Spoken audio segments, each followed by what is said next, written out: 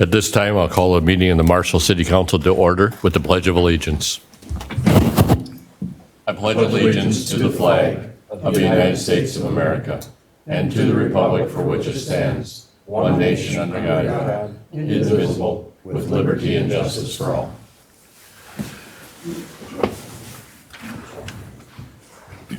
I'd like to welcome everyone here this evening. We have an agenda before us. Are there any changes to that agenda? If there are no changes, we'll operate under that agenda. The first item would be to consider the approval of the minutes of the last regular meeting that was held on September 28th. The council does have the minutes of that meeting. Are there any corrections to note at this time?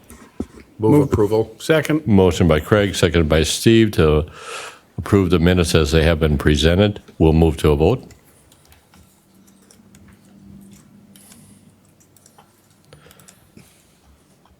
And we'll close the voting. And the motion does pass. We'll move then to the first of three public hearings that we'll have this evening. The first public hearing is the request to move a dwelling into a residential district from 401 Village Drive to 501 Brussels Court. Ilya Gutman will conduct this public hearing. Ilya? Thank you, Mayor Council. This is a request to move the existing house in town. It's actually located in town right now at Village Drive and will be moved to Brussels Court. You can see at the map, it will be at 501 Brussels Court. Right now there are 3 parcels there, but they will be changed to just 2, so that the site will be larger than it shows for 501, and it will accommodate the new house, this house. This house is in relatively good shape.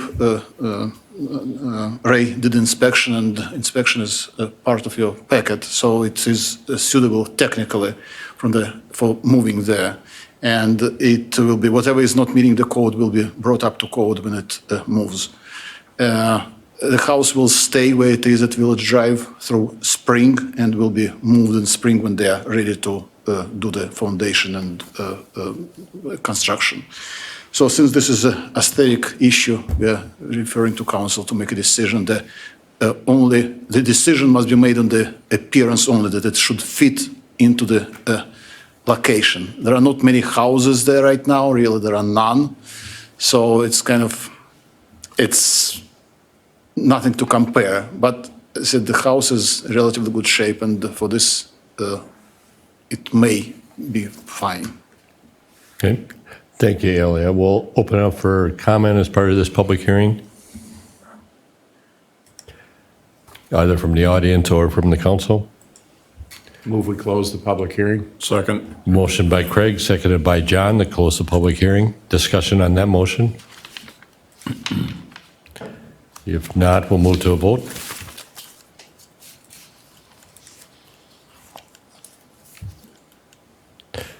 And we'll close the voting. And the motion passes. Is there action then necessary to allow this? Yes. Is there a motion to that effect? So move. Second. Motion by John, seconded by Russ to allow the movement of the house from 401 Village Drive to 501 Brussels Court. Discussion on that motion?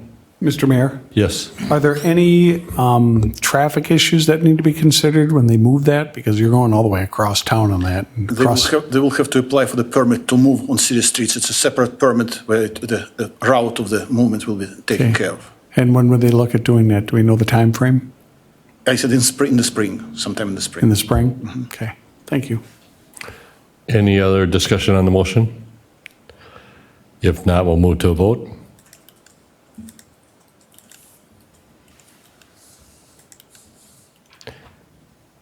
And we'll close the voting. And the motion passes. Thank you, Ilya. Next public hearing will be on the Mosh edition. This will be a public hearing on the preliminary plat. Following the public hearing, we'll consider the approval of the preliminary plat and by separate action, the resolution that would approve the final plat. I'll call on Director of Public Works, City Engineer Jason Anderson to conduct this public hearing. Jason. Thank you, Mayor. The owner of this property is Sandra Mosh, and to help facilitate the property sale at this location, the owner wishes to move an existing lot line to better reflect the intent of the described parcels. You can see the plat attached up there. Essentially, Lot 1 becomes slightly bigger and takes up a little more room of Lot 2. Purpose of this plat is because this area is not currently platted and the land is being subdivided. While we're to move these lines, ordinance requires the plat. Included in the packet, you've got the engineer's report on the preliminary plat review as well as the final plat checklist. The Planning Commission did meet on September 22nd and did vote in favor. We've had this reviewed by Marshall Utilities, and we've added some easements in a couple locations, but for the most part, it's pretty straightforward from our end. Okay, thank you, Jason. Is there any input either from the audience or the council as part of this public hearing? Don, any feedback from the Planning Commission? There were no issues at the Planning Commission. Is there a motion to close this public hearing? Motion made. Motion by Steve, seconded by Don to close the public hearing. Discussion? If not, we'll move to a vote.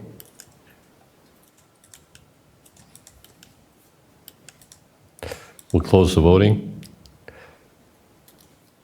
And the motion passes. We'll move then to our third public hearing of this evening, and this is the Archer Daniels Midland Company. This will be a public hearing regarding a business tax abatement request. Mayor Burns. Mayor, Oh, we have to approve the preliminary plot and then consider the final plot. Thank you. So, for the Mosh edition, Yes. We'll consider the preliminary plat. Is there a motion to approve? So moved. Motion by Craig, seconded by Don. Discussion? Again, my apologies for jumping ahead. I was so anxious for the next public hearing. So, if there's no other discussion, we'll move to a vote.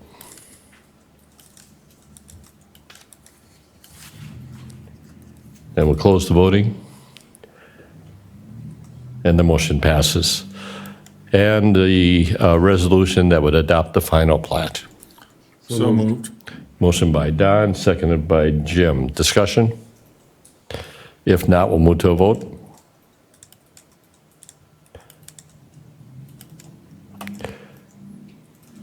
We'll close the voting, and the motion passes.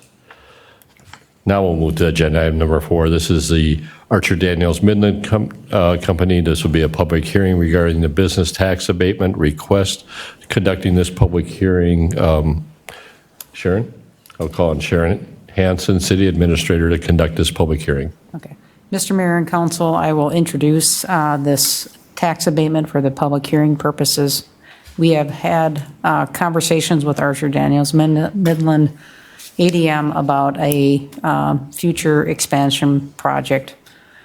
And we do have our general manager from Marshall ADM here to explain the general background of the project.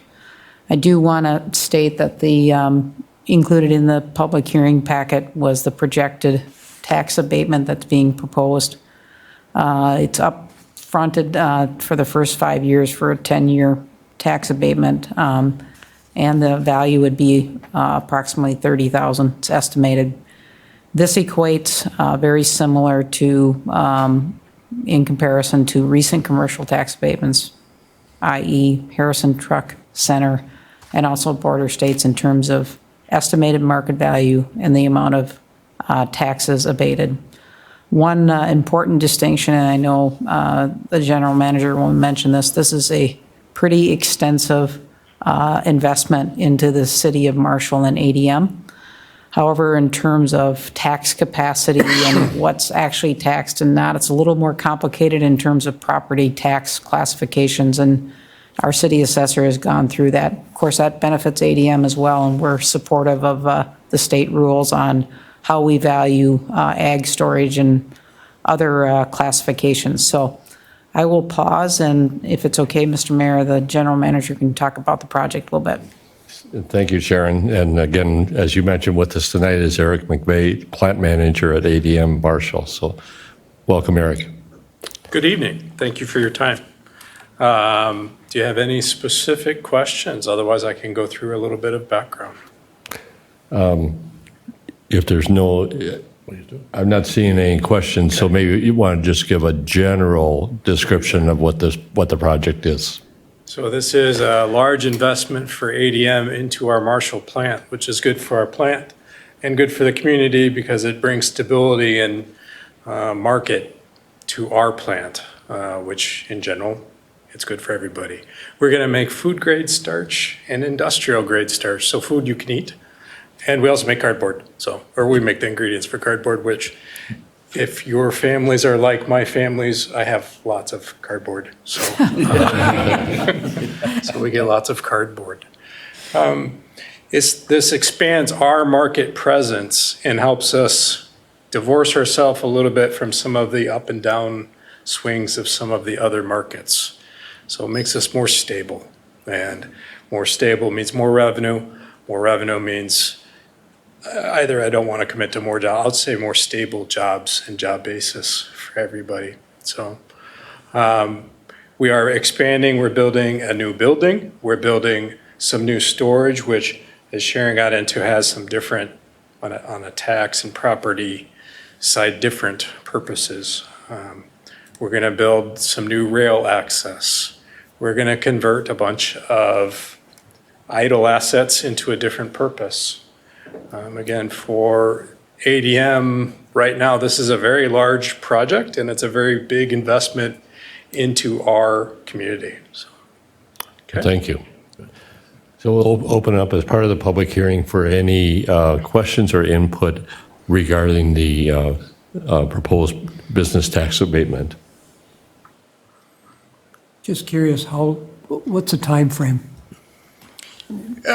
We will start right now, but you won't see anything until next year, and then we won't be online until winter, fourth quarter 2023. It'll take a while. Okay. Some of the things we have to buy in order to have a year or longer delivery dates and construction.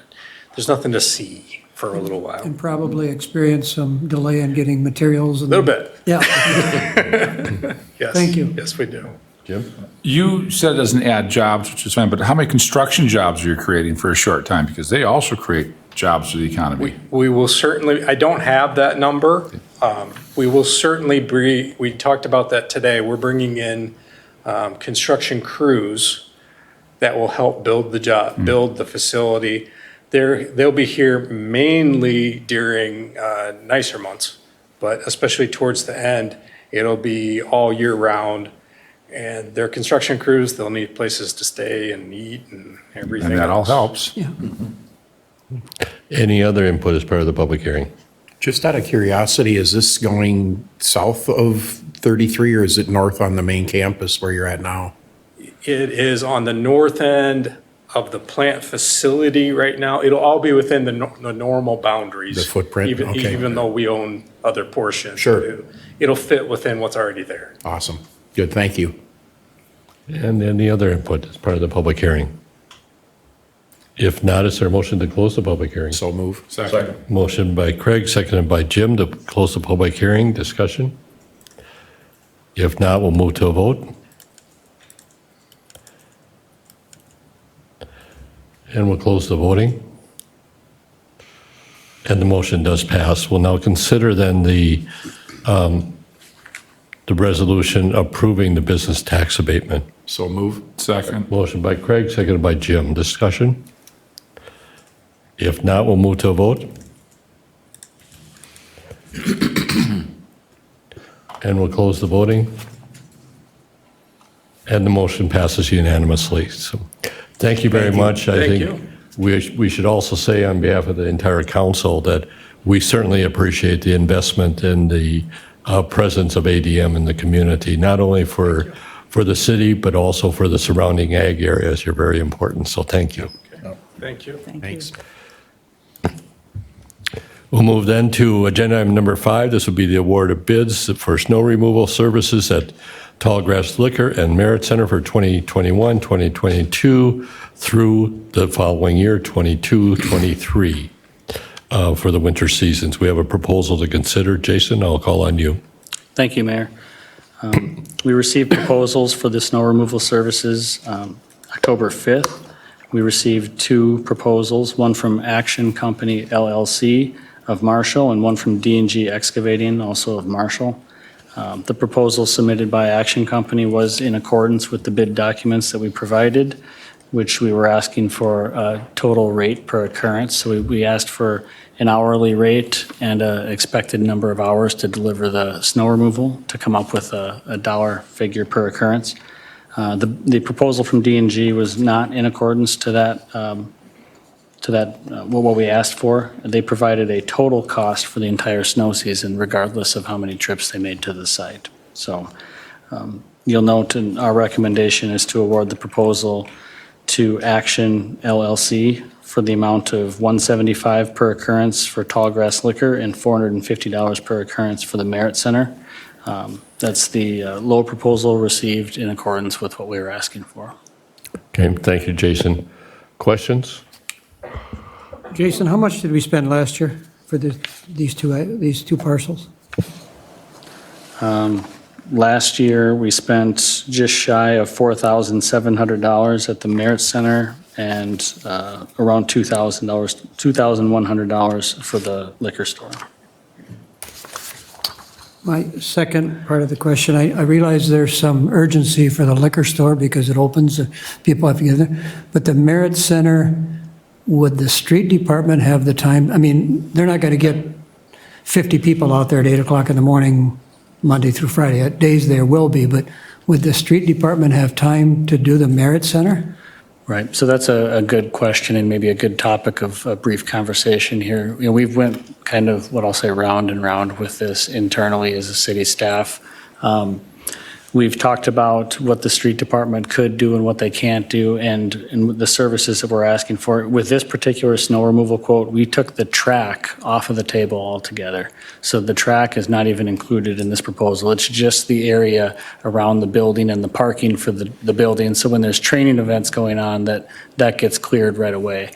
We would not recommend to dedicate street department resources bright and early to make sure a training facility is opened up because we've got too much work to do with our staff during those times. But as far as the track goes, if the police chief or Jasmine out at the Merit Center call us and need some help out there, once we've cleared the streets and maybe a day or two after and we have some time, we'd be more than happy to coordinate some efforts with them and move snow out at the track itself. And my last, I don't know if it's a question, but with the D&G bid, we win if we get a lot of snow. That's correct. Versus it cost us $6,800 last year. So if we get a lot of snow, we would definitely save money. Snow comparable to last year, we would definitely save money if we went to D&G. That is correct. You know, internally, we didn't even think to ask for a lump sum number. We just thought that it might be easiest to have an hourly number, and then every time they're out there, they just keep track of their time and we pay the hourly rate. That's the method, talking to all the users of the facilities, that we thought would be the best for us. Any other questions? My last question, and I see Quentin here. The Merit Centers probably has some empty bays out there, correct? I think I'd defer that to our police chief. So Director of Public Safety. would we do, I know, and this goes back my memory serving on the fire department, the D&G cleared the fire department in lieu of storing a couple of payloaders in the fire department or the ambulance, the old ambulance garage. So if there's empty bays out to the Merit Center, could, for this fact, either company store something out there to save us money?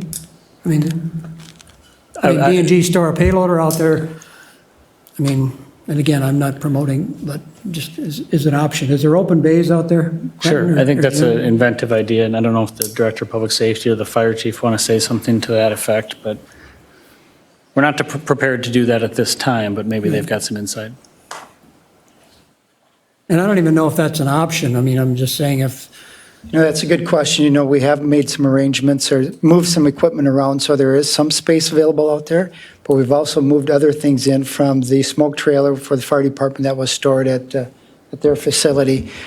Just today, actually, Minnesota West had asked if we would consider allowing them to store another semi-trailer in one of the bays. And we haven't made a decision on that. We're still trying to discern what the best thing to do is at this point in time. I don't know, I guess we're open to different ideas. This was a new twist that was thrown into the mix with D&G's proposal. But we're open to explore that option. And I can check with Jasmine. She knows more about the space needs right now at the Merit Center than I do. Right, okay, thank you. However, Jason, the way that the bids were requested, it was per hour, per event. And That is correct.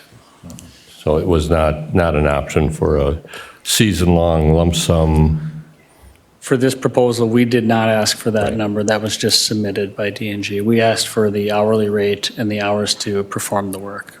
And that's not what was submitted from D&G. Okay.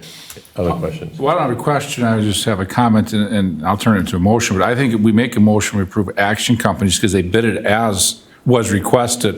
And I think the last two council meetings, we've really hammered on bidding as requested, and I think we set a precedence with the last two council meetings. So I would make a motion to accept Action Company's bid. I'll second. Motion by Jim, seconded by John. Discussion? If not, we'll move to a vote.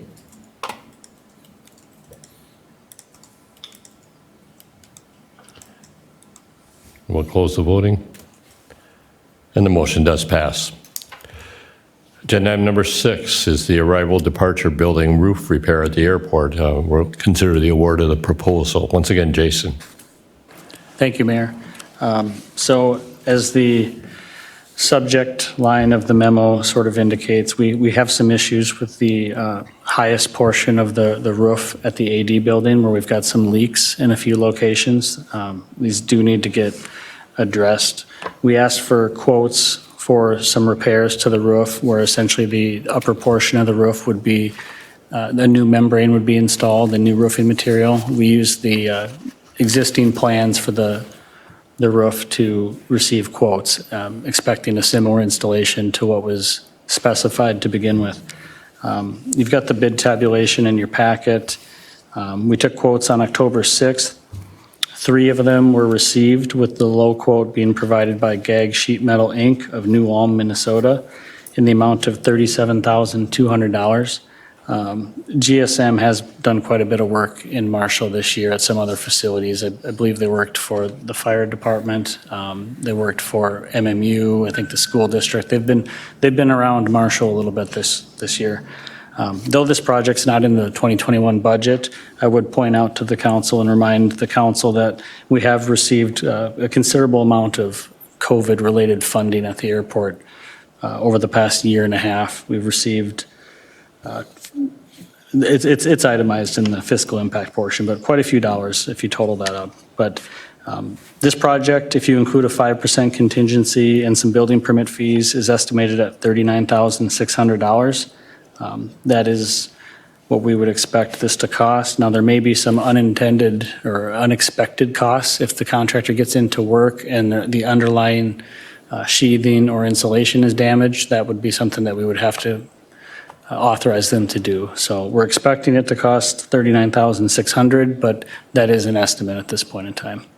Okay, thank you, Jason. Craig, any comments from the Airport Commission? Yeah, it's pretty urgent that we take care of this and get it done, and I think we've got good bid here, so the commission was hoping to move forward. Okay, any other questions about the proposal? I got just a couple quick questions. This doesn't date me, but how old is this building? Is this roof is about 15, 20 years old 20 years already, is old.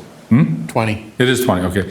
Second question, just to clarify, this is not going to affect our levy or because we're using COVID dollars or already, and I know you said that, but I just want to clarify that. This is COVID assistance for airports that's covering this cost. I think that's a good question for finance, but what we've done with these COVID funds is they are eligible a lot of times for operations and maintenance work out at the airport. So as expenses have occurred, we've been charging them against these funds to get them used. So in effect, you could say they're being used for the roof, but they may have already been expired. They are currently assigned to just the airport, so this particular project would would be used with the COVID money. And if we don't use that money, we lose that money, correct? We have to tie it to an eligible project that's Or else- related to the airport. Or I'll send it back. Okay, so Yes. I make a motion to approve it. That's a good use of those funds. Second. Motion by Jim, second by Craig. Discussion? If there's no discussion, we'll move to a vote. We'll close the voting, and the motion passes. So we'll move then to agenda item number 7. This is the Independence Park 4-Bay expansion project. We'll consider the resolution that will accept the bid and award the contract. Once again, Jason Anderson, City Engineer, Director of Public Works. Jason. Thank you, Mayor. This project consists of the expansion of the Park Pond 4-Bay, also some culvert work and some riprap and landscaping rock work around the culvert end. Also some minor trail replacement to tie into some other improvements that we're doing in the park right now that we awarded at a recent meeting. We did receive bids on October 6th, and 3 bids were received, with the low bid coming from Town and Country Excavating of Garvin in the amount of $229,255.50. If you include a 5% contingency and 16% engineering cost, it runs the total to $279,233. The project plan sheets are included in the packet. I would make one note, though, on I think it's packet page 48, where you can see the plan sheet of what the 4-Bay looks like and a berm on the east side of the 4-Bay. That whole assembly of pond and berm will actually be about 20 feet to the west, page left side of the page. That's a shift that we've worked out after conferring with our Parks Department and Community Services Department to ensure that we don't have impacts to the sledding hill. There were some concerns that this pond expansion and that berm on the east side would impact the sledding hill, so we've made some adjustments to slide that over. We now no longer believe there'll be much impacts there. So just a minor change from what's shown in the packet. We have communicated with the low proposed bid there from Town and Country to make sure that this would be an acceptable shift and we're on the right track. That shift might result in some minor quantity changes and some minor cost increase, but I think it would be covered under the 5% contingency. Okay, so Jason, where the stakes are at, is that the before or after the shift? If you are out in the field before we remove them sometime soon, there are some lath out there. That's where it is before. When we shift it, you can imagine it further to the west. The berm would be inside of the existing bike trail on the pond side. And on the west side, it still is away from where the winter hockey outdoor rink is. That's correct. We met with Community Services to make sure that we kept enough space up there for that. Okay. Questions? I do, Jason, on this, and it's a big difference between the low bidder and the next 2 bidders. And I know you don't need to verify it, but we're comfortable with, I mean, it's $100,000. It's 30%. That he did bid this correctly.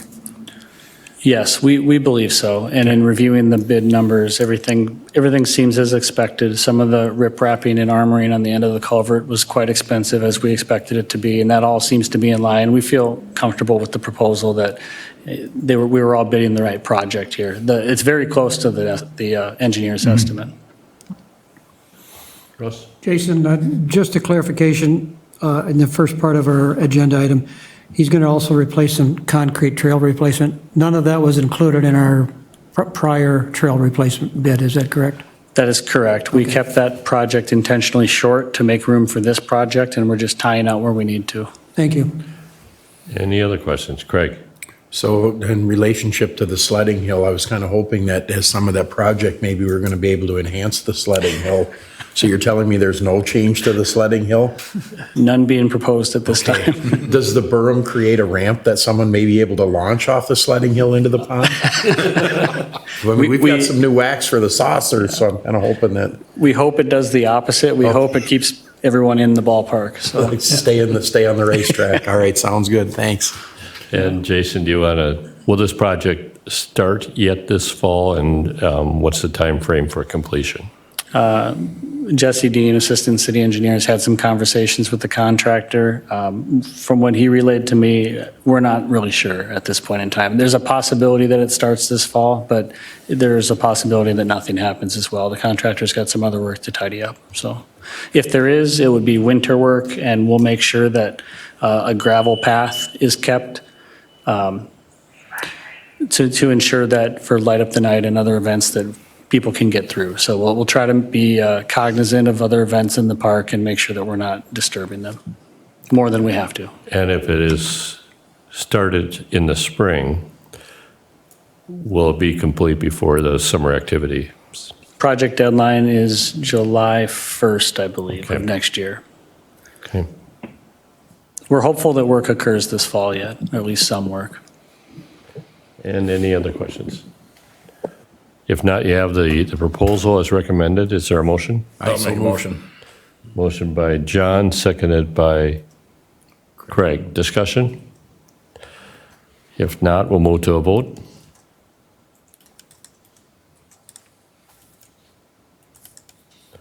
And we'll close the voting. And the motion passes. We'll move then to the consent Burns. agenda. For Councilmember Redblum, did you want to submit your vote? I was in favor of it. I don't know what happened.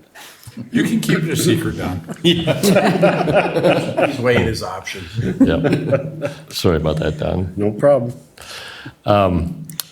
So Kyle, you're comfortable, you have the vote? Yes. We'll move then to the consent agenda.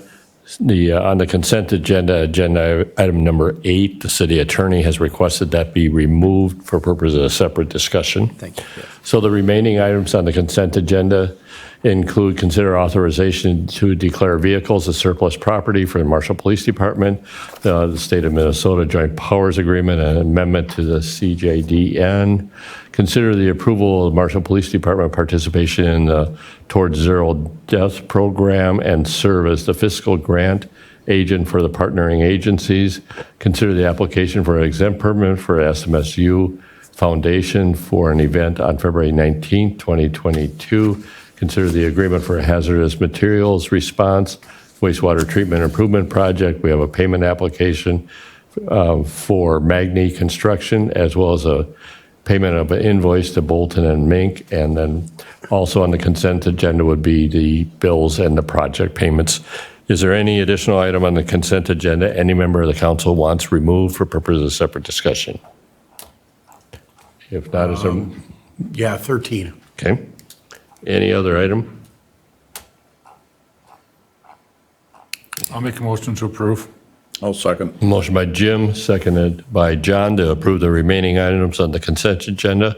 Discussion on that motion? If not, we'll move to a vote.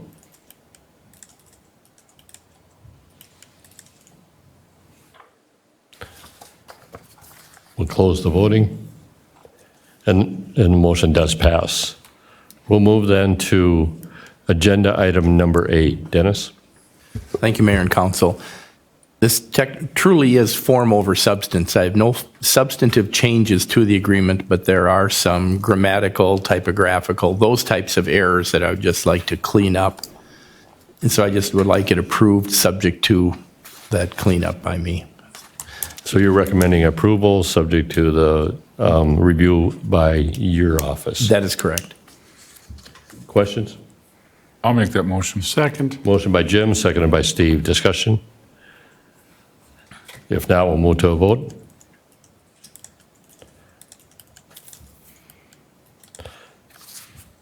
We'll close the voting. And the motion passes. Thank you. Agenda item number 13. Craig? Yeah, thank you, Mr. Mayor. Question, Quentin, Jim. Just want to be clear, what exactly are they expecting from the fire department as far as the response? Is this their 1-hour commitment to EPA for putting resources in place downstream? Yeah, Mayor and Council, thank you. You're exactly right. It's just a formality more than anything. They They have certain requirements due to the EPA that they have to meet, and this basically goes from being a handshake deal, saying, hey, you know, between each other, that says, now it's on paper. Wise person once said, if it's not on paper, it's not anything. So it wouldn't change either way. They are within the city limits, so our fire response obviously would still cover for that. I could see things even coming from ADM possibly in the future for this same purpose too. Exactly, and thank you, and that's really the reason I appreciate that. That's why I asked to have it pulled, is that the fire department has trained and practiced for a number of years now on first hour of response if there's a hazardous release from a number of facilities within the Marshall's service area, and it's a really good and forward-thinking progressive action that the fire department takes, and it's more than the CAT team. It's different than the CAT team, and it's really good for Marshall and for all the businesses and facilities that have that requirement. And thank you, Quentin, and my appreciation goes out also to Flint Hills for doing that. And I agree, it'd be nice if we kind of formalize this with the others also, because I know that they refer to it in the plan, and that's totally appropriate. And it's just nice to have it formalized. So thank you. And I think there's been some discussion that has come forward with some of that too between each entity too about, you know, making something like this. This is basically like we talked about, just putting it on paper. Right. And I appreciate you the nice words about the training that we do. We'd have deployed obviously once in this capacity in my career. It was a pretty large response. I think it was a very successful response at the end of the day, and it's due to that training and the relationship built between all these entities and the city as well. And that response that Quinn's referring to actually just got settled in federal court for a fairly substantial assessed fine and some. I had a few emails to me saying, "Hey, check this out." Right? Yeah, I saw that. So yeah, so very we good. appreciate that partnership with them. They have, as stated in the resolution, that they have donated quite a bit of money, as well as ADM and the others. For different capacities as well, and there's actually discussions currently with other things too. Sir, excellent, thank you. With that, Mr. Mayor, I would make a motion that we approve the agreement. Motion by Craig, is there a second? I'll second. Seconded by John. Discussion? If not, we'll move to a vote.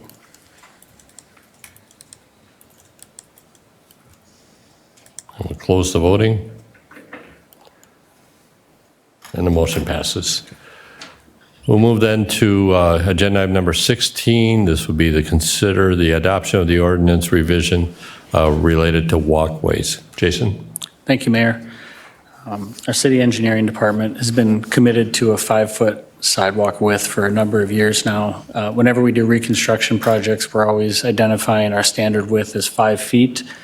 So we wanted to make a change to the ordinance that in the subdivision ordinance where we still allow 4-foot sidewalk to be installed with the new subdivisions. So the ordinance changes in the packet outline where we're striking that, and we're requiring the width of 5 feet on both sides of the street with all new subdivisions.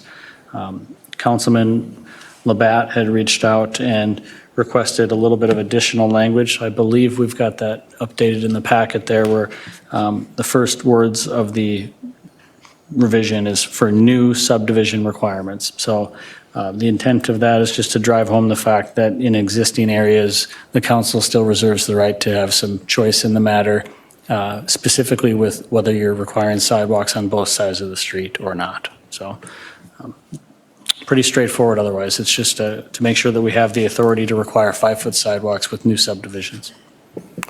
Any questions or discussion? If not, is there a motion? So moved. Second. Motion by Russ, seconded by Craig. Discussion? If not, we'll move to a vote.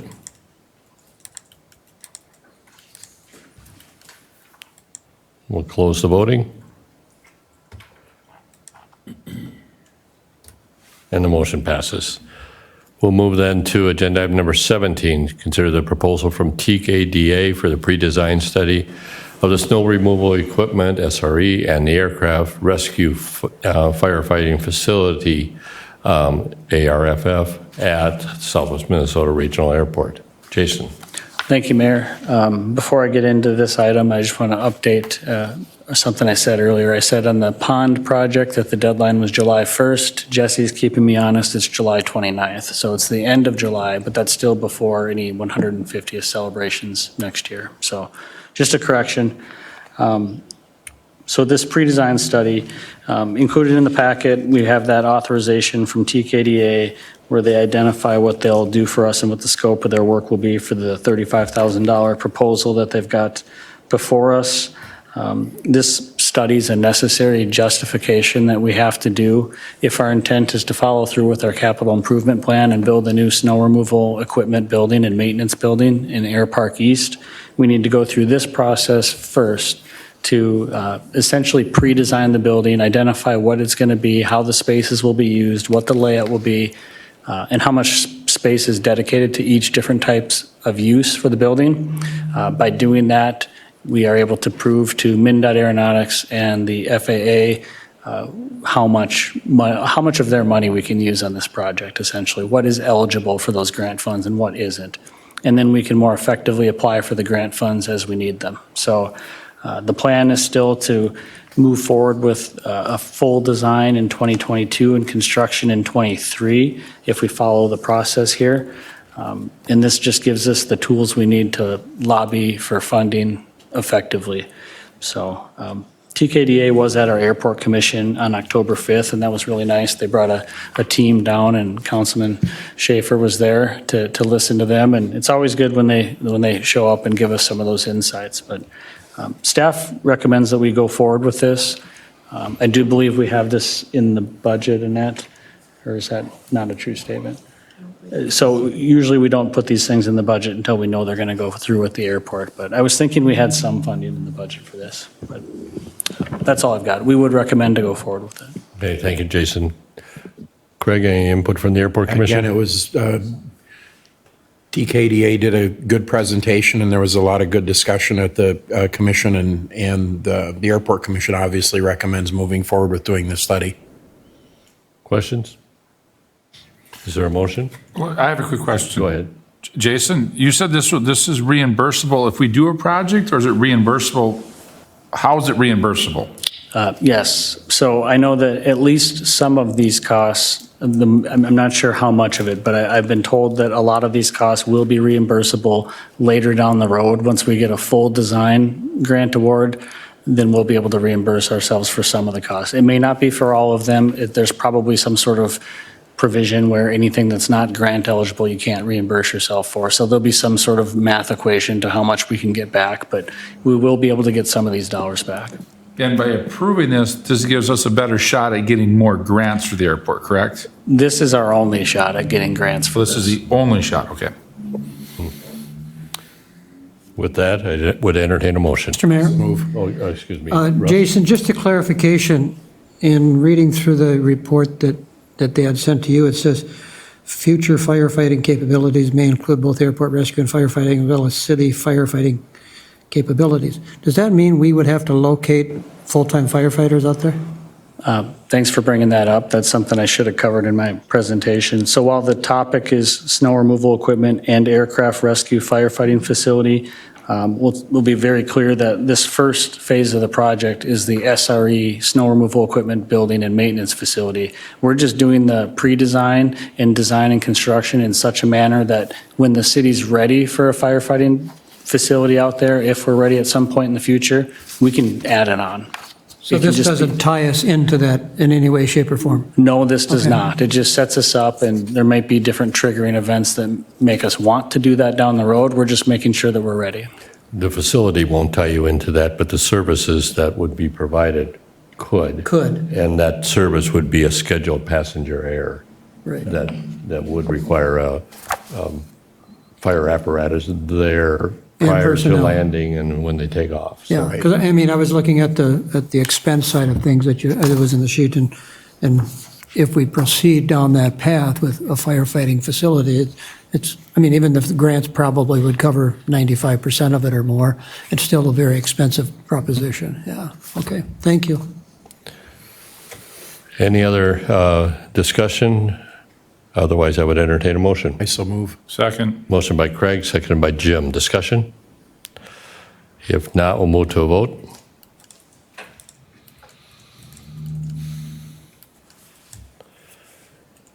And we'll close the voting. And the motion passes. We'll move then to agenda item number 18, consider the approval of building maintenance staffing proposal. Our Human Resource Director for City Marshal, Sheila Dubbs. Good evening, Mayor and Council. Jason and I will kind of tag team this one back and forth, if you will. I put inside of your background materials an organizational chart. If Kyle, if you could bring that up, that would be good.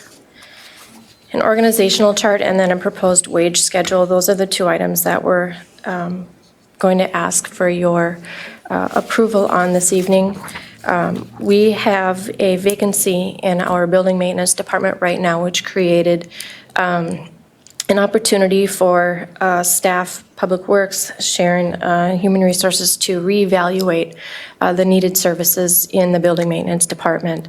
In the proposal before you, which Jason will go into further, I'll just highlight the basics here. We're proposing to eliminate the building maintenance worker position. That position is currently vacant, so it would not impact any particular employee.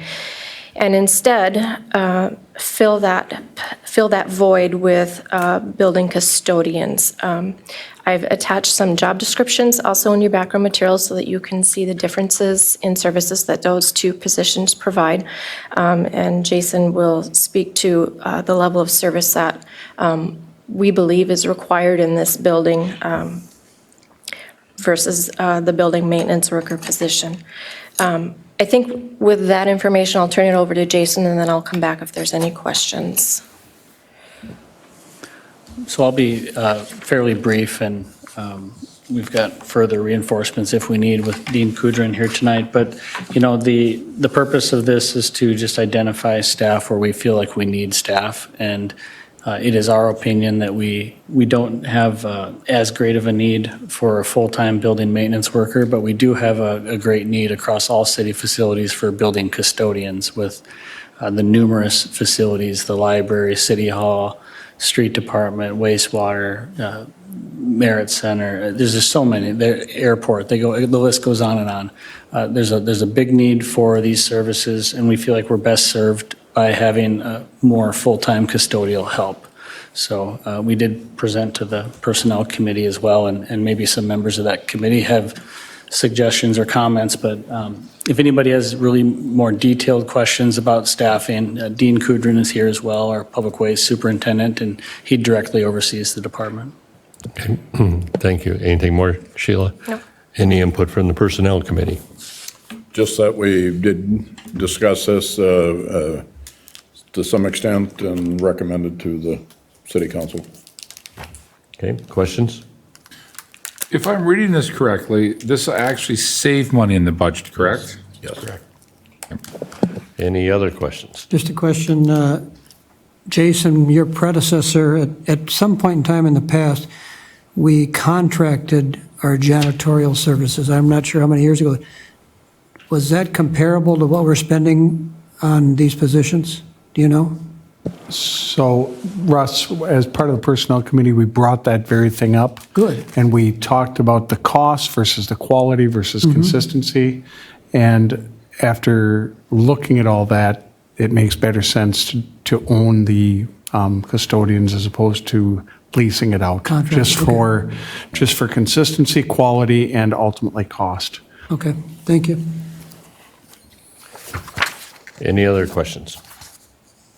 If not, you have the recommendation from them as reviewed by the Personnel Committee. Move to approve. Second. Motion by Steve, seconded by John. Discussion? If not, we'll move to a vote.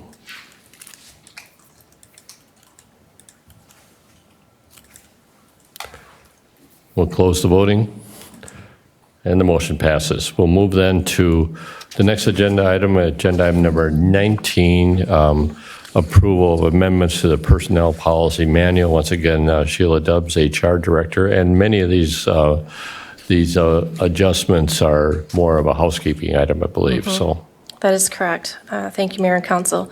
The Personnel Policy Manual does require many technical adjustments as well as other changes to both update the language and to ensure compliance with law changes. Today, I'm bringing you just chapters 1 through 3 for your consideration.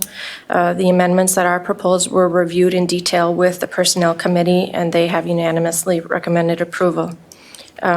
I will continue to review and update the additional chapters of the policy manual using the same process, bring them to review for the Personnel Committee before bringing it to the full council for consideration. As you'll note, the table of contents has not been revised or redlined. As amendments are brought forward to the council and they're approved, I'll make those amendments as well prior to making those changes for the employees and sending those out. Some of the amendments were made to mirror the model that's provided by the League of Minnesota Cities. The first primary change in 1.1 is an example of that. And the League of Minnesota Cities has staff attorneys that review these model policies on a routine basis to help communities like ours, cities like ours, maintain compliance with various laws as well as the best practices. So the redlining that you see in 1.1 and 1.4 are examples of that, mirroring the model policy provided from the League of Minnesota Cities. I would like to highlight a couple of the amendments here for you tonight. One of those is 1.6, and those changes were made to comply with various laws on employment of protected classes. The city is required to comply with federal and state anti-discrimination laws as well as the Minnesota Human Rights Act. So there have been changes to terminology in state law, and those are reflected in that policy. I'll say there was a question from the Personnel Committee related to the medical cannabis protection. This does not give permission for our employees to use cannabis freely. Employees cannot be impaired while they are at work during the hours of employment or on work premises. So although the law does provide some protection to someone who is enrolled in the registry program, there are a number of uses that are approved by Minnesota to be enrolled in that program. So any employee of ours that is enrolled cannot be discriminated against, but we can expect that they would not be impaired while they are working for us. The primary reason for bringing these amendments to you right now are found in policies 1.8 and 1.9. The governor recently signed legislation into state law that strengthens the workplace protections and accommodations for new and expectant mothers. These changes are legally effective on January 1st, 2022, but I'm recommending that the council approve the changes to be effective immediately to ensure that we're providing a positive and supportive working environment for new mothers, those that are pregnant and those that have recently given birth. I can certainly answer any questions that you have about those two, but primarily it provides protections for accommodations and clarifies when a physician's note is required and when it isn't required under the law for certain accommodations. The second policy change in that area clarifies that the break times available to a mother for nursing is paid break times. Under prior law, those were unpaid break times. So now they are paid. After these two, the other amendments are mostly technical in nature.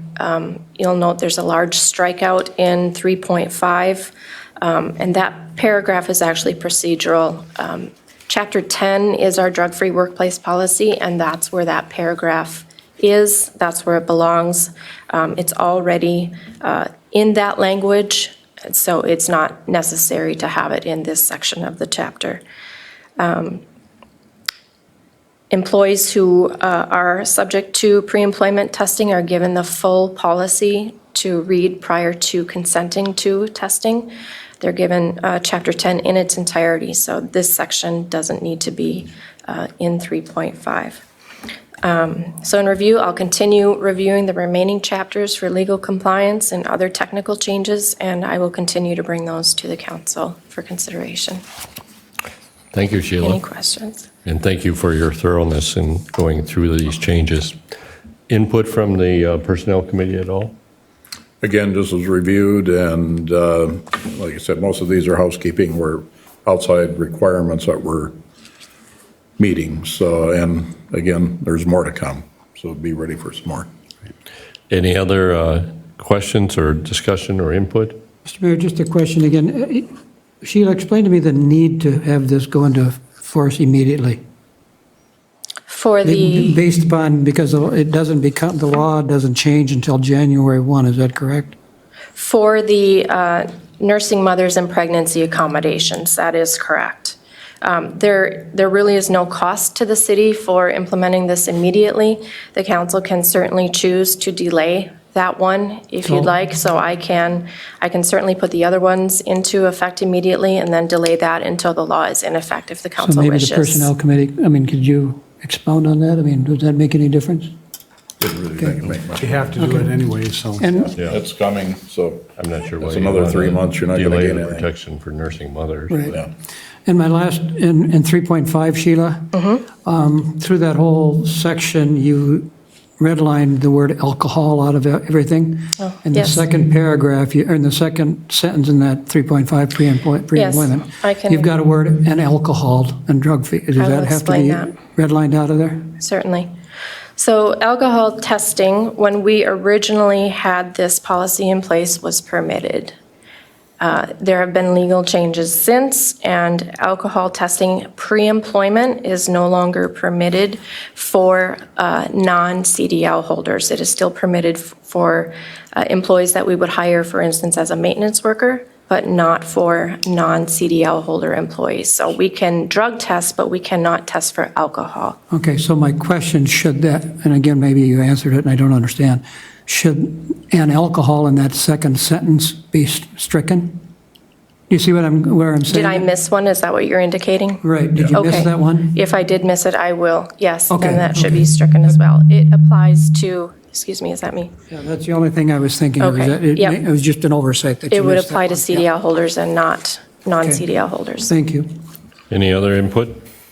If not, I'll make a motion that we approve it. motion by Jim, seconded by John. Discussion? If not, we'll move to a vote. Excuse me. Yeah, I was going to say, Councilmember Labatt, your point, are you specifically looking at 3.5, where it says that balances our respect for individuals with the need to maintain an alcohol and drug-free environment? Yes. Yeah, that would stay in there, I would think, wouldn't it, Sheila? Because that's for post-employment. Pre-employment, you can't test for alcohol. Post-employment, we're still maintaining an alcohol and drug. And that's fine if it stays in there. It just Yeah. looked kind of weird because alcohol was crossed out all I the way completely understand. through. It's a little So- confusing, but we don't require an alcohol test pre-op or pre-employment, but we still maintain an alcohol-free environment after the fact. Except for hand sanitizer. Yeah. Well, if you drink that, you're going to come see me. Sheila, you followed that and. Yes. Okay. Okay, any other discussion on the motion? If not, we'll move to a vote.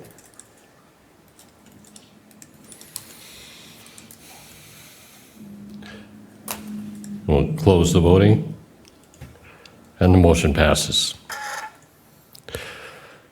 Agenda item number 20 is the Minnesota Deed BDBI notice and request for Commerce Industrial Park for the Minnesota National Guard development. Sharon? Yes, Mr. Mayor and council, staff in early 2020 began discussions with the Minnesota National Guard on potentially siting a new readiness center at a location different from their current present site. You're probably familiar with other communities where they have constructed new National Guard armories. It is not like the old days. They prefer to have a lot larger footprint for the main purpose to enhance security, but it also improves their training capacity on site. In addition to the future of readiness centers specific to Marshall, our current National Guard Armory did receive state bonding dollars. And I can't remember if it's $3 million or $3.5 million, something like that. And they are going to do some obviously extensive remodeling and for a period of time, maybe long-term, they may need a location for outside storage. So immediate need might be outside storage, needs for their equipment that's currently there. Long range would be a complete updated new readiness center. The time frame for this, I don't know, Jason or Mr. Mayor, if you can remember the time frame on the construction for the state bonding dollars, but we anticipate fairly soon they're going to want to maybe lock down where they can have outside storage for their equipment. And I'll pause here. Did you know the timeline of that bonding dollars? Okay. Well, I think it's about 2 years out. Okay. Now. I mean, the bonding dollars have already been allocated. Yep. Okay. But I think where Sharon's going here is that the bonding dollars, some of that will be used to build onto the building, so they're going to lose some of that gravel area where that outside equipment is at. Yep. So they want to find a permanent location, which will be the ultimate new location for the Readiness Center, which is a very long-term planning horizon that they have. So. Yep. So we have looked at property, and I know that we spent extensive time with the National Guard contact, and because of the proximity to State Highway and the available land, Commerce Industrial Park is really ideal for a new readiness center and this outside storage. Prior to the last legislative session, under the grant requirements in state statute, we would not have been able to place the National Guard in that particular industrial park. There's like 6 different uses of Commerce Industrial Park under the statute, and a National Guard armory did not fit. However, in the 2021 session, the legislation was changed to accommodate this particular request. If it's less than 15% of the land, we can allow. There's also another provision that has a time lapse to the requirements under the statute. So that would actually kind of meet our ability for the National Guard siting in this particular location. So our first step into actually getting this moving is that we need to formally request from Minnesota Deed that we can utilize this land in Commerce Industrial Park for future National Guard uses.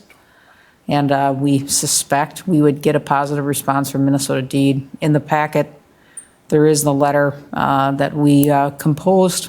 There is a map of the area where we intend or wish to place the National Guard.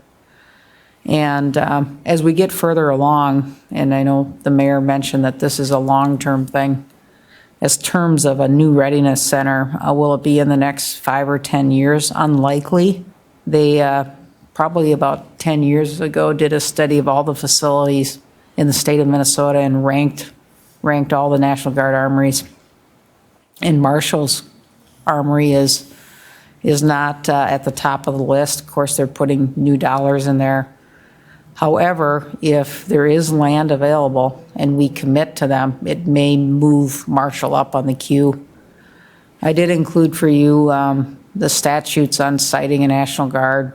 Even if we committed the land to them, there's a time period after 10 years, if it's not used for the National Guard, the municipality can notify the National Guard that they wish to be relinquished from devoting that land. So there's some really good outs for us if something comes around. So we want to move forward just to help them with outside storage, and then the long-range plan of siting the Readiness Center, which, again, it's long-term, but as the National Guard said, especially in government, 20 years doesn't, one day you wake up and it's 20 years later, and that's true. So I'm glad we're working towards it. So the request is to approve this notification and request to grant this waiver or this exemption from the BDPI statute. And I'll pause there again for any questions. Questions? So Steve? Sharon, you said that if something comes up, we can give it to somebody other than the National Guard? But is that after the 10 years, or is that any time between now and 10 years? If the land has not been used for armory purposes for a continuous period of more than 10 years, then the municipality can notify the National Guard that they wish to have other uses for that particular land. But you're locked in for 10 years? Yes.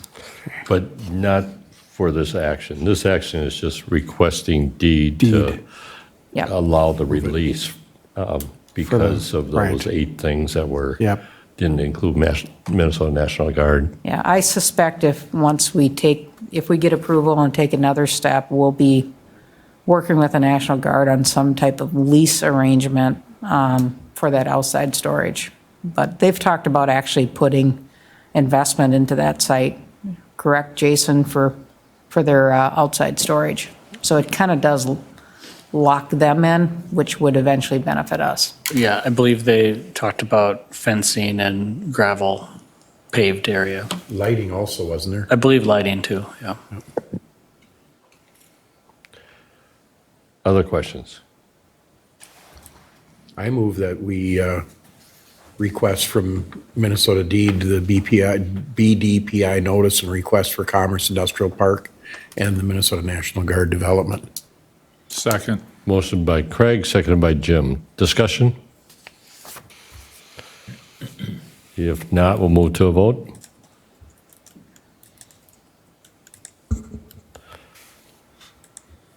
We'll close the voting, and the motion passes. We'll move then to Council Commission Board Liaison reports. From my standpoint, my commission, first off, the Southwest Regional Development Commission will meet this Thursday for their monthly meeting. The quarterly fire relief Board of Trustees was held this morning, and so that was the quarterly report. There was a presentation from the account manager, which is Bremer, managed out of the Mankato office of Bremer. The fund is continuing to be healthy, although the returns for the last quarter are reflective of the activity in the market at this point. So it was about a 6.5% return that they've had year to date on the fund, and of course it's invested fairly conservatively. There are 2 retirements that they anticipate will be paid out this calendar year, and there's a potential for up to 4 retirements that could happen. There's no notice, but there could happen in 2023. So that will have an impact on the fund also. So the fund is healthy, and it's there for its purpose to provide the pension benefit for the volunteer firefighters. With that, Craig? Thank you, Mr. Mayor. Then we'll go in the right order this time. So. Thank you. Yeah, don't shock Jim 2 meetings in a row. He's not wired for that. Airport Commission met last week, and we dealt with those items tonight, and I have nothing else to report. Steve? Community Services Advisory Board met. However, I was unable to go because I got locked up at work. EDA did not meet. Don? The Planning Commission is meeting tomorrow night, and public housing next Monday. John? MMU did not meet. However, there was a meeting last Thursday night with Missouri River Energy Service that several commissioners and myself attended. A couple of things out of there, kind of the good news out of there is that Missouri River sees their rates to be stable for at least the next 5 years. They believe those to remain. That doesn't mean things couldn't change. Primarily just kind of a reminder that part of our power comes from the Oahe Dam, and if the drought continues out in that area, there may be some additional costs involved in supplementing that power that WAPA provides for the city. So just kind of a little precaution. For the most part, things are going to be very stable for the next 5 years, but there could be a little ripple in the, I believe it's 26 or 29% of the power that we get from WAPA. One other thing is just kind of a reminder that the solar panel array that they're considering putting in Marshall is a definite item. They have it in their next year's budget, and it's expected to move ahead next year with that. Again, of course, there's a couple of possibilities, but they're really trying to, since a utility does not get any tax credits for doing a photovoltaic generation system, they're looking at some other methods, and that's in Congress right now. If that passes, there may be a few minor changes, but it looks like the construction will go ahead and things will proceed as they're expecting for this next year. John, a quick question on that. They'll request annexation prior to that project? Yes. Okay. Yeah, they'll go through the whole annexation process in doing that. And I think, Dennis, you've had some... Right, I was just going to follow up. I had a meeting at MRES 2 weeks ago, and that issue came up, and I talked with both the legal counsel for the Western Minnesota Power Group, which actually owns the land, and MRES, and they're trying to work out the financing, get probably a third-party financer, but annexation will occur, and they just want to make sure they got the right entity. They don't know if they're going to have to transfer the land to this other third-party entity or whether it's going to be a long-term lease. So it is in the works, but annexation is planned to coordinate with construction. And I think they were also looking at not only the solar panel generation, but they also need a storage facility. So that's part of the discussion, what is to be constructed at that location and what might be needed by way of annexation. Okay, yeah. Yes. A couple other things along that line. Last Friday was Steve Johnson's last day after 38 years of service for the City of Marshall operations.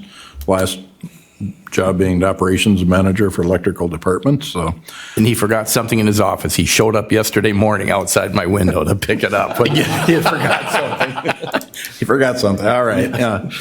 And just during that retirement, I just wanted to make a comment that talked with Glenn Olson, who showed up at that retirement, and he said to pass on the compliments to engineering department, everyone else involved in the overlays for the city. He thought that was probably one of the nicer projects that he's seen for an overlay for a number of years. So he just wanted to pass on those compliments. So. Back to the commissions, the diversity, equity, and inclusion did meet. There's, again, just review, one of the subcommittee chairs has had some medical issues, so we're trying to cover for that and get that subcommittee back up and going, primarily with the World Cafe and discussions there. So that's just trying to work around some of those issues. Other than that, just continuing on, just further developing and strengthening our I would say, our infrastructure on that committee. And then again, the EDA did not meet. So, thank you, John. Russ? Thank you, Mr. Mayor. Library Board met last night. Probably just a reminder to our viewing public and that including the Cottonwood and Ballatin branches in Marshall, they're all back to full hours of operation, prior to the shutdown of COVID. We talked about we're having a parking lot issue. I guess some parents are avoiding the Southview pickup and middle school pickup, so they're picking up their kids in the library parking lot. And it's not so much, it's a quick in and out, but it's a safety issue that the kids are running through from the school through the parking lot. So the board and Michelle is going to address a letter to the school board or the superintendent, just making them aware of that situation. And we talked about maybe that's a quick way to get out of C Street. We don't really know because 6 cars are going left and 6 cars are going right, so it's hard to say. But it's just, I think we're going to look at mostly on the safety issue of the kids running through the parking lot. As was mentioned at our last meeting by Councilman Edblum, and I believe yourself, Mr. Mayor, we do have a position open on the board it's a city position. So again, the listening public, if you're interested in serving on the library board, we do have a city position open. And a bit of good news from Plum Creek is that they've hired a new director, Elizabeth Hoffman. She will start on October 25th. She's a graduate of Emporia State out of Kansas, and she currently lives in the Sioux Falls area with family, so she's relatively aware of our Minnesota, Sioux Falls, or South Dakota winters, and so she will be starting the end of October. So that's all I have, Mr. Mayor. Thank you. Jim? Mine does not meet. Okay. Move on to council member individual items. Jim? I have nothing this evening. Russ? Nothing, Mr. Mayor. John? Nothing. Craig? Nothing. Steve? Nothing. And Don? Nada. I will follow suit then with his fellow council members and move then to the remaining items. Staff reports, starting with Sharon Hansen, City Administrator. Yesterday and today, the mayor and I were interviewed by Architecture Minnesota magazine. They were intrigued by our new city hall, but also just some other great places and facilities in the city of Marshall. And they're going to do a publication. I think it's coming out in February. So that'll be good, a good thing for Marshall. And my understanding, they were going to talk to some community members as well. And they took a lot of pictures today. So Mainly of you, yeah. they took a lot of pictures. So new portrait, the big one. New portrait. Yeah, that's right. So, City Hall committee meeting. Before we get a Anyway. portrait. the other thing I'll just comment really quick, I did go to the fire department open house, and they were a little down this year. Not sure if it was just publication or promotion issues, but it was really, really good. So hopefully next year they get better attendance. So that's all I had, Mr. Mayor. Thank you, Sharon. Any questions for Sharon? If not, Jason? Thank you. Just a quick update. On Thursday, there'll be some one-lane traffic only on Ontario Road. We'll have interstate improvements. A contractor that worked on US 59 for MnDOT this year doing some joint sealing work out of the street department's maintenance budget. I know the street department will also be coordinating with them to help with traffic control. So that'll be going on Thursday. You've probably noticed Skunk Hollow receiving some gravel that was awarded by council recently, and the contractors out there placing gravel over the past week. Diversion channel repairs should be starting within the next week or so. Concrete going in Independence Park is looking nice. Around the ball field areas is pretty well done up by the ball fields and around the concession building. And it's quite the improvement from our perspective, so take a look at that. Lastly, the USGS has placed a camera at the river gauging station out in Wayside Park. I forget the real name for it, but we point the camera over at the USGS is pointing the camera over at the overflow weir. So I think with some recent high water events and ice jam events, it piqued their interest and they determined that they wanted a camera at that site, and it does some like time lapse work there. So if you're interested, I can send a link to that. That's it. Jason, and we might want to consider having that link on our public website too. We can certainly do that. Mm-hmm. Good. Any questions for Jason? If not, Dennis? I'll reserve my comments for the closed session, Your Honor. Okay. We'll move on then to the remaining items on the agenda this evening, which include the administrator brief, which and the information items, which then brings us to, we also had the listing of the upcoming meetings as agenda item number 29, but agenda item number 28 would be to consider going into closed session pursuant to Minnesota statutes to engage in attorney-client privilege discussion with the city attorneys regarding the pending litigation at Broadmoor Valley Mobile Home Park. Is there a motion to go into closed session for that purpose? Second. Motion by Craig, seconded by John. Discussion? If not, we'll move to a vote.